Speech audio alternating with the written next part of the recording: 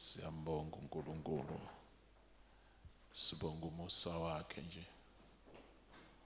Ngoba ubukhona bethu la kungumusa. Akukho esikwenza ngokwethu. Sibonge nemvula ukuthi usibusisile ngayo wasecabanga ukuthi abanye bethu akabanikanga imoto bengakabaniki beziseza wasitha imvula akayivale khona bezohamba kahle. Ngibonge kakhulu ukuma lana akuyona into emnandi. Uyabikelwa nje make kwathiwa akuzoma la uzubuza ukuthi bekhona bonke bese bephelile yini. Siyambonga kodwa uNkulunkulu. Ngibingelele umoya engcwele ophakathi kwethu isimuzwayo ukuthi ukhona okuyena osigayidayo esanikezwa yena. Ngibingelele ababukeli abasibukela online, ngiyababingelela nabo. Ngibingelele ubuholi bebandla ngokwezigaba zabo. Bese ngibingelela ibandla lonke egameni lika Jesu Kristu waseNazaretha. Ngibingelela abazali bethu bengekho phakathi kwethu bekhona kodwa ngokamoya. Siyababingelela labekhona. Sibashayela izandla nje bazalwane abazali bethu.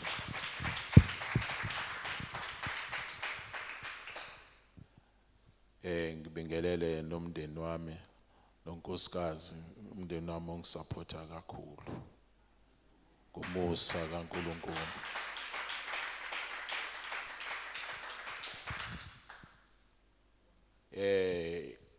Igama ekhaya kwathiwa nguTsitela wakaMasidingi.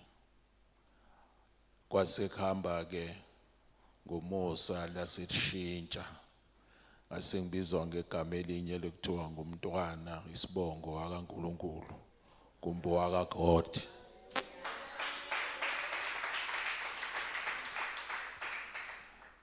Ngiyambonga kakhulu uNkulunkulu, ngumntwana kaNkulunkulu ngisindisiwe. Ngenzelwa umusa nje ongandele bani.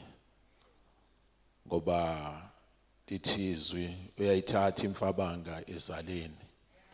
Ayiwasha ihlalise nezikhulu.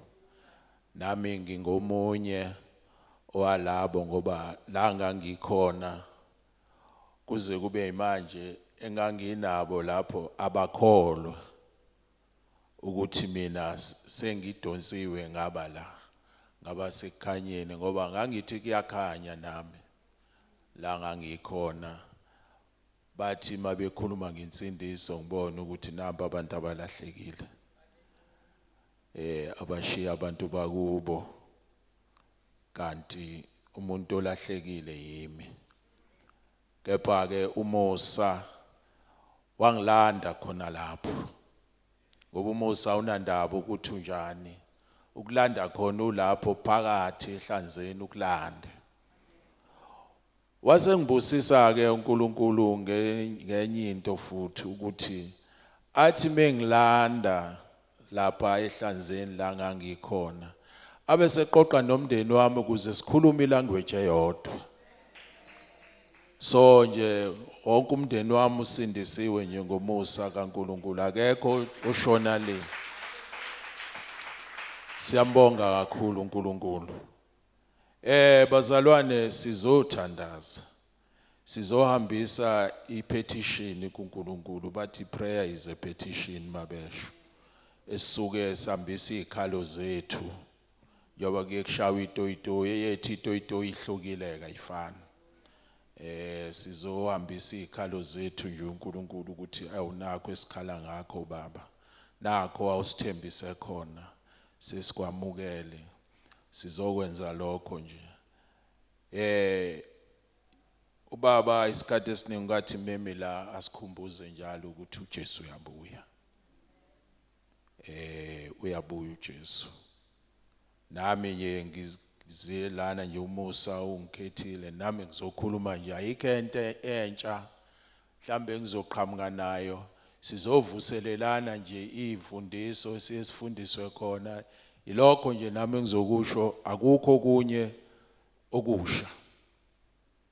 So bazalwane isikhathi esikusona njengoba ukuthi uJesu uyabuya uma silifunda izwi izinto ezibhaliwe azisho uJesu seziyenzeka. Uthi uPaul angithandi bazalwane ningabi nalwazi ukuze singabi nakudideka ukuthi kwenzakalana ngoba liyashizwe lithi abantu bami bayabhubha ngenxa yokuswela ulwazi. Siyesithi siyazi kanti asazi. Isikhathi esikusona manje sinokudideka uma ungahlala ezweni ngoba uzodidizela khona umhlabeleli iculo laliculwa lalithi indodana yami edukileyo buyele ekhaya lithi ngimile lithi abanye baya ngala abanye baya ngala abanye bayawela abanye bavuma izono zabo. So leso sikhathi manje la nabazalwane bengazazi ukuthi bami kuphi. Umoya uqhamuka ngala kuthiwa nangu uJesu bagijime baye ngala. Makuthiwa nangu bagijime baye ngala. Kanti lishilo izwi. Lathi uma lezikhathi ziyofika asobe sesiphakamisa amehlo. Ngangikhuluma nomunye umzalwane njengoba kade kushiwo bekhuluma abazalwane abanye bethu uJesu ufikile kubona wabatshela ukuthi mhla ka 24 September ibandla liyahamba wabatshela nge3 nice darkness. Badideka abazalwane bethi asazi awazi kanjani imanyuwali ikhona ngoba uma istofu uthi uyasionisa singavusi kodwa ugesi ukhona futhi imanyuwali ukuthi mhlambe khona la ungapressanga khona ngoba sinikiwe imanyuwali eyizwi lakhe iBhayibheli ekufanele sibheke ngoba ushilo uJesu wathi anobheka uma sekwenzeka lezi zinto abaprofeti bamanga washo ngapha wathi bayongihlubuka abanye bephuma into eyenzakalayo njengamanje kuyaphunywa bayangena abanye. So lokho kusinikeza ukuthi ke bazalwane siqwashe singasali ebhanoyini sise airport liyakushiya ibhanoyi se airport sewufikile nalana ka asingathi sivuke ekseni sidela ubuthongo kanti awukho ready usalibela ukuphuza itiye lizovala umnyango ibhanoyi ukhona eairport uthi mina njengentombi eziyishumi ezazilinda umyeni zonke kanti ezinye azimlindile ngokuphelele wakwasho ubaba wathi abanye bawusala. So ke isikhathi ke lesi ke manje ekufunela ngaso sonke isikhathi uyibuze wena ukuthi uma likhala lelicilongo mina ngiyolizwa njengoba kuthiwa khona abangeke balizwe mina ngikuphi. Ufikile la ubaba uBoy umprofeti walibeka udaba ukuthi wahlangana wakhuluma wamba nomfana nombonisa ekhuluma noJesu ukuthi uJesu emkhombisa zonke izinto okwangimangaza kakhulu ukuthi obabhengazi ukuthi mina uhleli lapha unamamaka amakhulu kabe ngendlela engamuzwa ngayo kodwa kwathusa ukuthi akekho la sicabanga ukuthi ukhona ezulwini ubusuzibuza wena ukuthi obaba uBhengu mabebalwa ko 20 something wena ukuphike wena njengoba asho ubaba uBoy la wathi abazalwane abaningi bayakhala bano zero yini na siyalizwa izwi sijabule sigide la siphume singalezi hayi inkinga yethu bazalwane. Ngingachithike nje isikhathi lokho nje bengithi angidlule khona ukuthi uJesu uyabuya sesizibonile zonke izimpawu so osekudinga thina ukuthi ke silungise izicathulo zethu ukuze lithi malikhala lelo cilongo silizwe singasali ukuthi mina kona ifilimu engangayibuka kukhonjiswa irapture umfundisi wasala mebuzwa ukuthi usale kanjani wena uthi ungakholwa jaleke makusala abefundisi ulibale izindaba ke la libala ama group angenamsebenzi walutho so isikhathi lesi sokuthi uzibheke wena phela uma ingane ingakulaleli ithatha uyise kubaba uyireport ukuthi hey sengihlulekile nangomntwana wakho ngoba mawuzolibala uyana uzosala bese beyakubuza ukuthi usale kanjani right bazalwane ngibonge bekukudlula nje lapho sizongena ezwini lapha sizothola nje incwadi ezimbili kuSamuel uqala kodwa soqala lapha kuDeuteronomy chapter 18 uverse sizokuze mhlawumbe indaba yami izwakale kahle khona ngifuna amavesi amathathu kuphela kodwa siqale ku9 sigcine ku14 bese siya kuSamuel uqala uchapter 14 mangaphosisi so tata uchapter 14 sifunde uverse 3 bese sifunda uverse 11 bese sijomba sifunde u22 no23 okunye ngizobuye ngiqhubeke nakho Deuteronomy chapter 18 from verse 9 to 14 cela uzongifundela ngangifundele lapho Deuteronomy 18 siqala uchapter 9 to 15 ifundeka kanje isihloko nasakhona sithi ukubhula kwabezizwe nabaprofeti bamanga nxa usufikile ezweni uJehova uNkulunkulu wakho akunika lona awuyikufunda ukwenza inengiso zalolu zizwe makungafunyanwa kuwe umuntu odabulisa indodana yakhe noma indodakazi yakhe emlilweni noma umbhuli noma ohlola imihlola noma owenza imilingo noma umbhuli noma owenza iziphonso noma obhule emadlozini noma umthakathi noma umlozikazana ngokuba yilona lowo ozenza lezi zinto uyisinengiso kuJehova ngenxa lezi zinengiso uJehova uNkulunkulu wakho uyabaxosha phambi kwakho mawuphelele kuJehova uNkulunkulu wakho ngokuba lezi zizwe oyakuzidla ziyabalalela abahlola imhlola nabanamadlozi kepha wena uJehova uNkulunkulu wakho akakuvumelanga ukwenza kanjalo uJehova uNkulunkulu wakho uyakuvusela umprofeti phakathi kwakho kubafowenu onjengami nimlalele yena amen ngicela ungibusisela ma izwi lakho liyaphila izwi lakho linamandla liyadala okusha enhlizweni zethu baba usipha amandla amasha okugijima endleleni sibhekile kuwe uNkulunkulu wethu oyikho konke kukho konke empilweni zethu libatshaze lituswe igama lakho egameni lika Jesu Kristu mNazaretha ongcwele amen amen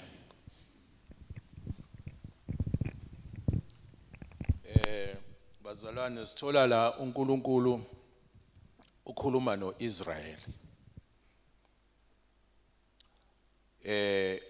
ebayala ebakhiphe eGibhithe ukuthi labe yakhona bayohlangana nezinye izizwe kodwa lezo zizwe izona abayothatha indawo bayozidla kodwa usebanikeza umyalo ukuthi ke bangafiki bathathe izinto zalelo zizwe ukhuluma ngokubhula ukhuluma ngeinyanga ukhuluma ngazo zonke lezo zinto ukuthi azihlangene nabo uthi ke lapha ku number 12 ngokuba yilowo nalowo ozenza lezi zinto uyisinengiso kuJehova. Ngenxa yalezi zinto uJehova uNkulunkulu wakho uyakubaxosha phambi kwakho. Ibapha azobaxosha yilabantu abenza lezi zinto.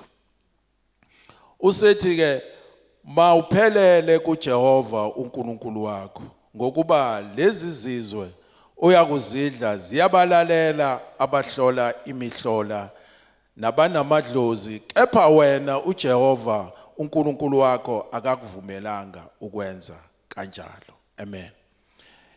Mawubheka lapha ku number kuyaNdeuteronomy chapter 20 uverse 1 uthi nxa uphuma impi ukuhlasela izitha zakho bese ubona amahashi nezinqola nabantu abaningi kunawe, ungabesabi ngokuba uJehova uNkulunkulu wakho unawe, yena owakukhuphula ezweni laseGibhithe. Amen. Bazalwane, lana uNkulunkulu ukhuluma noIsrael, isizwe sakhe, ukuthi asingakwenzi lokho. Ngalesikhathi uNkulunkulu ekhuluma lezi izizwe zazimbili, kwakwabezizwe kuIsrael, kuNkulunkulu inkosi kaIsrael. Laba bezizwe yibo laba abakholelwe emadlozini, laba abahunga uSathane wabakhombisa kwenye indawo. Into ayishola uNkulunkulu emebayala uthi bangayi, and uyabatshela futhi ukuthi bayabalalela uNkulunkulu babo bona. Bayabalalela uNkulunkulu babo omadlozini. So uyakubeka futhi ukuthi kodwa wena phelela kimi. Phelela kimi. Ungabi no plan B. Sithola singabazalwane kwesinye isikhathi sesiya kulabantu. Siswa yini? Siswa unumber 20. Ukuthi siyesibone izimo engathi zingaphezulu kwethu. Bese sibona ukuthi noNkulunkulu kuyamehlula lokho. Ukumbe sibone izinto ezenzakalayo kubona. Sizibone engathi thina okwethu ukuhamba kancane. Lithi izwi lenkosi ku Romans 10 chapter 17, ukukholwa kuzwa ngokuzwa, izwi likaKristu. Athi uJames chapter 1 athi ukukholwa okungenamsebenzi kuyize. So izwi maselifikile kuwena kufanele ulenze ukuze ulibone. Njengoba mawufunda ukuze kubonakala ukuthi ufundile kufanele ubhale itest ukuthi ufundile. So nezwi ukuze ubone lento eshiwo izwi iyona kufanele kube khona okwenzayo. Ngoba uNkulunkulu uyenza nawe uyenza. Akekho ohlezi ongenzi lutho. So uNkulunkulu la ukhuluma lonto. Isihloko sami sithi ukulalela izwi likaNkulunkulu kunomkromelo. So lana ke ngeke ngasho ukuthi into edala lokho yilezi zinto ezilapha ku20. Ubona abanye bayaqhubeka impilo yabo ihamba kahle. Bese uyakhala, bese beyakutshela, angikhulumi ngomuntu osecaleni esithi akhola, ngikhuluma ngomzalwane enaye endlini izinto zakhe zihamba kahle. Akutshela athi uNkulunkulu phela usizo isizayo. Angilazi likuphi lelo verse, angaze ngilibone, kodwa ivesi elishiwo. Uma ke sewuya lapho ungumzalwane, noma ungabuye noma ungahamba kahle uthenga ibhanoyi ube nama mention kuphi nakuphi la ukhona, fanele wazi into eyodwa ukuthi sewuhamba wedwa, uNkulunkulu akasekho nawe. Sekukuyena ekugcineni ukuthi uyakuthatha yini bakufika irapture noma akakuthathi, ngoba umyalo wakhe awusawulalelanga. ngoba ukubeke kwacaca ukuthi lapha ku14 uthi ngokuba lezi zizwe ziyabalalela uNkulunkulu ngithi wasethi kepha wena uJehova uNkulunkulu wakho akakuvumelanga ukwenza lokho. Khuluma lobani la noIsrael.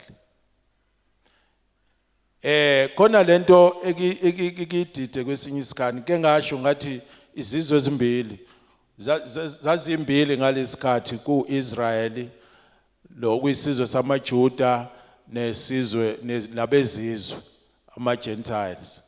Kodwa ngokufika kwaJesu zase ziba intathu ngebandla. Uma ubheka ulokhuzana kwabaseFesu chapter 2 uthi la uPaul abezizwe bahlanganyela nabaJuda insindiso yomusa. Uthi uniphilisile nani nanifile ngeziphambeko nangezono zenu enanikade nihamba kuzo ngokwendlela yalelizwe ngokombusi wamandla omkhathi ongumoya osasebenza kubantwana bokungalaleli namanje. Lithizwe yokuzelwe uNkulunkulu kulinqobile izwe. Ngithe uIsrael loya la ukhuluma nebandla labaseFesu. Ibandla lakhiwe amaJuda laphinde lakhiwa nabezizwe asebesindisiwe.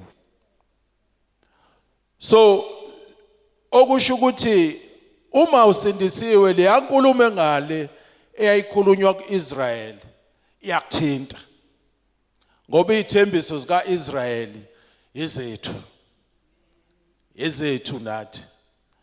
So yithi labakhuluma nathi la ulokhuzana uPaul ukuthi sasifile iphambeko kepha ngomusa wafika kithi. Uthi ke mawusuka lapha ngisheshe nje ngoba isikhathi sihamba ku11 khona chapter 2 base uthi ngakho khumbulani ukuthi nina nanikade ningabezizwe ngokwenyama ababizwa ngokuthi abangasoki yilaba ababizwa ngokuthi abokusoko okwenziwa ngezandla enyameni, ukuthi ngaleso sikhathi naningenaye uKristu, underline lekho, naningenaye uKristu, naningaphandle kombuso kaIsrael, yithi lapho naningabafokazi ezivumelwaneni zesithembiso, ningenathemba, ningenaNkulunkulu ezweni, kepha manje kuKristu Jesu nina nanikade nikude senenziwe nabaseduze ngegazi likaKristu, ngokuba yena engukuthula kwethu owenza. Bazalwane, uNkulunkulu kubeka kuyacaca ukuthi asihlangani nokubhula, noma ngabe kwenzakalani uyena uya ukusho yena wathi phele, njoba ekhuluma noIsrael lapha ethi phelela kimi, nathi ngokunjalo masiphelele kuKristu, ngoba singuIsrael thina ngokomoya, singamaJuda singuIsrael ngokomoya, bona bawu-Israel ngokwenyama, babesoka bona ngokwenyama, thina ngenxa kaKristu sekuyinhliziyo. Bona imithetho eyayibhalwe eBhebheni zamatshe thina seyibhalwe kithi enhliziyweni, yona le mithetho eyabekelwe uIsrael. Sizihlabelela iculo sithi manginawe nginakho konke, kodwa mase ama-challenges asefika bese siyakhokhoba. Fanele wazi ukuthi lesikhathi manje akusesona sokukhokhoba. Uma ifridge ulivula lingenamanzi kulungile, uthi manginawe ngiphelele konke, ngoba usho ukuthi manginawe ngiphelele, angabi uyiculo phela kube izindebe, isho lapha efridgini, ngoba uthe yena nginguNkulunkulu wenyama yonke, kukhona nongehlulayo. So kusho ukuthi masiwe enyangeni, kusho ukuthi uNkulunkulu usehlulekile, uthi usehlulekile, sewuyozama ngeyakhe imizamo. akasekho kodwa yena ethi ungayikhohlisi ungazikhohlisi nje uthi ngoba uye lapha bafike bakutshela ukuthi hayi ugogo wakho uyagodola kodwa ukuthi iqiniso uyalazi ukuthi ugogo ugodola lapho ngoba umoya ugodoli awulambi busiyohlaba imbuzi ubone sekwenzeka.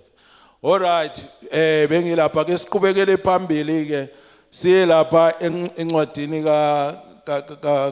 ka Samuel chapter 15, Samuel oqala chapter 15. Lana ngeke ngasho eqaleni ngathi inkosi kaIsrayeli kwakuNkulunkulu. Uyena wayeyinkosi yabo. Lezizwe abaya kuzona zinamakhosi. So bathe mabefika lapho baqala manje bafuna ukwabo. Bakhala kuSawuli bathi nathi siyayifuna inkosi yethu.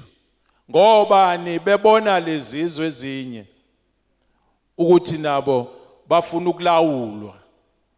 Ngeke ngeneke wabatshela ke inkinga ezoba khona uNkulunkulu. So ke uNkulunkulu ngoba idemocracy yaqala ezulwini before ifela ngoba zonke izinto ziqala ezulwini before zifikela.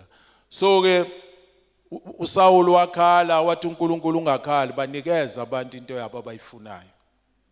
Ungahamba endleleni yabo ngoba naye akafuni uma endleleni yakhe. So nabantu uthi abangahamba endleleni yakhe. So uma sibheka lapha u3 ukhuluma uSawuli wamthola emzini kaBenjamin endlini kaBenjamin umfana kaKhish owakuthiwa wayemuhle kunabo bonke abafana kwaIsrael. Okay. Wathathwa yena ukuthi uzoba inkosi. Uyayazi le yamthetho yokuye enyangeni nokuye izangomeni. uNkulunkulu umnikeza instruction uSawuli useyinkosi. Uthi ke lapha hamba manje unqobe ama-Amaleki uchithe impela konke anakho ungahawukeli kepha bulala abesilisa nabesifazane nezingane nabacebileyo nezinkabi nezimvu namakamela nezimbongolo. Okay. Tshelwa bani? Tshelwa uSawuli inkosi. Utshelwa uNkulunkulu lothe phelela kumina lalela izwi lami. uSawuli ulalela abantu. Akasayenzi into atshelwe uNkulunkulu. uNkulunkulu ukhulume noSawuli, akhulumanga nabantu. Ukuthi abulale konke ngama-Amaleki. Base kuliwa lapha abantu babona inkomo ezikhuluphele nezimvu ezikhuluphele. Bathi hayi lezi zimvu sokwenza umhlatshelo kuNkulunkulu ngazo. Instruction ithe bulala konke. Ulalela abantu. Wangayibulala inkosi. Wangayibulala inkomo ezikhuluphele nezimvu. Wenza exactly into eyenziwa uAdam oqala. Adam oqala kwathi ungazidla zonke ithela ungasidli lezi. Wasedlulisela kunkosikazi uEve. uEve makufika inyoka, umbuzo oqala eBhayibhelini owenyoka. Makufika inyoka ikhuluma naye. Ushilo uthi uNkulunkulu ungadli. Uthi hayi uthe singadli ukuze singafi. Ukhuluma into engashiwongo. uNkulunkulu uthe kuAdam niyakufa nokufa. Uthi yena ukuze singafi. Yaqala yangena ensimini. Right mefika uAdam owazi iqiniso. Uthi unkosikazi sengidlile. Naye uyadla. Uyaqala uxabana noNkulunkulu. uSawuli ngala kuthiwe abulale yonke into. Bathi abantu hayi sohlabela uNkulunkulu naye uyayeka. Right. Sithola lapha na uNkulunkulu esezisola lapha ku10 esethi ngiyazisola ukuthi ngibekile uSawuli inkosi ngokuba ubuyile ukungilandela kafezanga amazwi ami. Uzibuza ukuthi mingaki imiyalo kaNkulunkulu ayikhulumayo ungayifesi. Ngithe ungamlalela uNkulunkulu kunomkromelo. uSawuli mefika uSamuel mefika kuSawuli uyambuza ukuthi ukwenzeleni lokho. Ake ehlu uSawuli uthi hayi ngikwenze konke lokho bekushiwo uJehova. Ukhuluma amanga intanga ishona. Yabo lapha kuverse 20 uthi uSawuli wathi kuSamuel ngililalele izwi likaJehova ngihambile indlela uJehova owangithuma yona ngimlethile uHagari thiwa akambulali inkosi uyilethile. Inkosi yama-Amaleki ngichitha impela kepha abantu bathatha kuyo impango. Obani abathathayo? Abantu. Bahola ubani? Uyena. Bephendula kanje uSamuel uphendula uNkulunkulu kanje ukuthi hayi ngikulalele wena ngiyenzile yonke into ekuyishoyo. Uyabhamba. Uma ke sehla nalo ke izwi 22 uSamuel wathi uJehova uyenamela yini iminikelo yokushiswa nemhlatshelo njengalokhu enamela ukulalela kwezwi likaJehova na? Bheka ukulalela kuhle kunomhlatshelo nokuqaphela kuhle kunamanoni ezinqama ngokuba ukwambuka kunjengesono sokubhula nenkani ifana nokukhonza izithombe namatherafu. Bazalwane, ake isikhathi sishonile ibhanoyi likhuphula amafutha manje linokusuka noma yinini. Ake siyenze lento esikhalisayo masila endlini yenkonzo makuhlatshelelwa la sikhale senze zonke izinto. Ake siqhubeke nakho. uSawuli la ufumene umusa nami ngafumana umusa. Kufanele alalela instruction nami kufanele ngilalela instruction yalo wangifumanisa umusa owanginikeza umusa. Sithola ke la uSawuli ke ebhamba ethi angikwenzanga lokho. Uphusha iblame uthi abantu. Ngithe mangifunda la ngibheka uAdam wokuqala ngibheka uSawuli ngabathola beyinto eyodwa ngoba uAdam wathola instruction walalela uEve. uSawuli wathola instruction walalela abantu. Khona izinto okuzibone zizinhle emehlweni akho lisho njalo nezwi kanti zinokufa. Ubona umngani wakho ekutshela ngazo nawe ubone zizinhle kanti umngani wakho vele useyinikele yena ukuthi hayi mina into engiyifunayo ukuceba lemhlabeni. Vele iplan kaNkulunkulu kwakuthi alethe ingcebo yasezulwini ifike lemhlabeni ngomuntu kodwa uyenzelwe uye hayi ngokwakho. Akuke eBhayibhelini ukuthi ukhona ukuthwala kuqhamuke nesitha. So ke ekseni bazalwane indaba yamayinde kakhulu imfishane isekulaleleni izwi. Kungcono ukulahlwa abantu kunokulahlwa uNkulunkulu ngoba uthanda izinto zezwe. Ingcebo zikaNkulunkulu zibhubhile ziphelile uNkulunkulu akasekho kuzona. Ebezishisa namhlanje uJesu ziyamphika. Ebezivutha yini inyama. into ekukhulunywa ngayo kulezi insuku kukhulunywa ngefaith, kukhulunywa ngokuhamba ngokamoya. Inyama asivume iyasehlula, ngoba ukuba ayisehluli ngaba wekha amaqembu la ebandleni. Khona umzalwane osohlala unyaka wonke awumazi ukuthi wakabani, naye akakwazi futhi akanandaba. Inyama. Kanti ubaba osizalayo uNkulunkulu uluthando, nathi sishumayeza ngothando.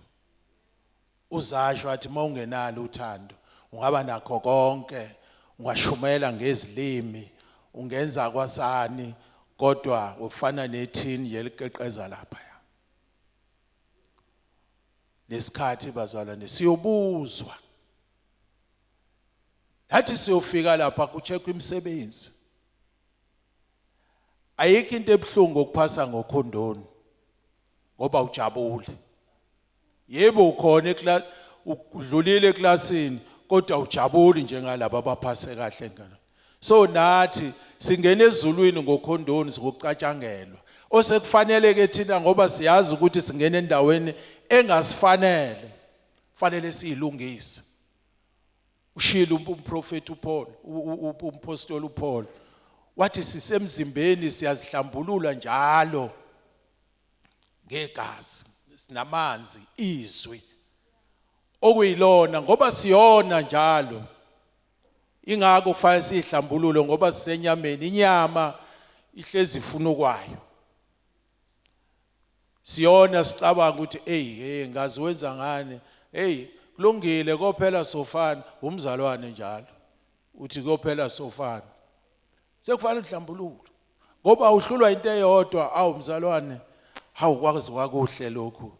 Yazi nami ngiyakuthanda, hayi ngenza kanje. Yazi ukuthi bazalwane konke engizoyisho, yabona ukuphakama akukutshela ukuthi uphakama. Yabona ufika la abo njengoba ngizihambela ngenyawo nje, ngigibela amatekisi ngithola lift. uNkulunkulu vele into zami sezikhona sekusethi anginikeza. Mayenginika uNkulunkulu lezi zinto bese ngiyaqala labantu abanginikeza olift nalabo kade sihamba nabo ngezinyawo. Bakuphunywa la enkonzweni ngishaya ukhe wami imoto yami ngiyahamba. Imoto yami kade bengigibelisa kwezabo, sigibela nabo laba besihamba ngezinyawo nabo. Kodwa uNkulunkulu mase ngibusisile, izwi angisalenzi ngoba lithi izwi mangikubusisile busisa nabanye ngoba kusikhona okwami. Kodwa into eyenzeka la singabazalwane siyaba self raising, sikhukhumale sibe namathumba. Ke ngasho lapha ezweni ukuthi uSawuli uthi uNkulunkulu uyayithanda yini, uNkulunkulu umhlatshela uthandayo wamanoni noma uthanda ukulalela kwezwi lakhe. Ungayithola imali ube namabhizinisi kodwa le mali yakho khona okhalayo, awindawo uyekulahlweni. uNkulunkulu uzokwenza ukukhuluma na usindisiwe impela, kodwa amabhizinisi akho nawo bayakhala abantu ngoba uNkulunkulu wakupha ukuhlakanipha. Ushintsha isystem wena ngendlela yakho ukuthi ukwazi ukukhipha imali yomuntu ebank, ikhadi likuyena. Uyakhala yena, ingane ayidlile kuphela inyanga, wena imali yakhe ingene ngala kuwena. Uyabuya uzonikela la ngale mali yakho. Uzoma la uthi uNkulunkulu ungibusisile. Usho uqamba amanga, wazi kahle ukuthi amandla akho lawo plan B wakho lokuthi uRobhe lo waya uthi uyislimi. Ngoba ukube kuthiwa abazalwane sinothando, ngaba akekho umzalwane ohluphekayo. Ngoba ngathi mina mangibona ukuthi hawu la uNkulunkulu ungisizile bese ngiyapha Thabethe ngiyabona ngathi akuhambi kahle, ngikakusiza kuphi? Athi uBaba Thabethe nayi la nala yini ezodala ubaba Thabetha athi exakekile ngithi ngizoletha usizo angavumi ngoba uzongavumi hayi ukuthi akalifuna usizo uyalifuna ukuthi uzothi mase ngimsizile bese ngithi umbona nje ubaba Thabetha yimina bese lazi lonke ibandla la ukuthi ubaba Thabetha uhamba ngemoto yimina enye into ke lesilimazayo bazalwane impakamo nokuzibonga thina kanti masenze isikhathi lesi manje sokuba sithandane singabazalwane enye into ungathola ukuthi umzalwane omzibayo ibreakthrough yakhe kuyena kumbe usizo lakho lokuyena uthi mawukhuluma naye hawu bani mzalwane hayi ngusibani bani wakasibani bani hey nixoxe nje naye nishare hey yazi nami kanje kanje uzothi awuyazi lonto hayi ubala lonto kade umziba njalo athi hayi kulungile awufika senze ukuthi nokuthi kuzokwenzeka nangempela uzithole sewuphumelele yini ngoba singabandawonye asingathi simzimba munye kodwa ngelinye somzimba munye masila masiphuma ayisahlangani kwakamasitengi mina ngihlangani nomkhize ayihambi kanjalo akekho umkhize ngale sikhuliswe kanjalo vele satshela ukuthi siya elokhuzeni sengikhulume ngaka siya emndenini ngale awukho umndeni ngale bathi bebuza uJesu ukuthi uma umfowethu engene umkamfowethu waphinde wafa wangena kothi wabani wathi awukho umshado ngala khondoda khomfazi imuphi kumndeni oyakona wena so ilokho nje bazalwane bengizokusho nje ukuthi konke esikunikela uNkulunkulu kungaphumi kuyena kuyimizamo yethu kukhona umuntu okhalayo we are out uSaul wagcina ngokuzibulala ngobani engazange amlalela uNkulunkulu uAdam oqala wafa emoyeni waphila enyameni engamlalelanga uNkulunkulu uSaul wafa emoyeni waphila enyameni bafa abantu babe naye engamlalelanga uNkulunkulu nathi uAdam oqala wafa safa nathi ngoba sasinaye ngomusa kaNkulunkulu kwasekufika uAdam okugcina onguJesu elithi izwi ulizwi wangena esibelethweni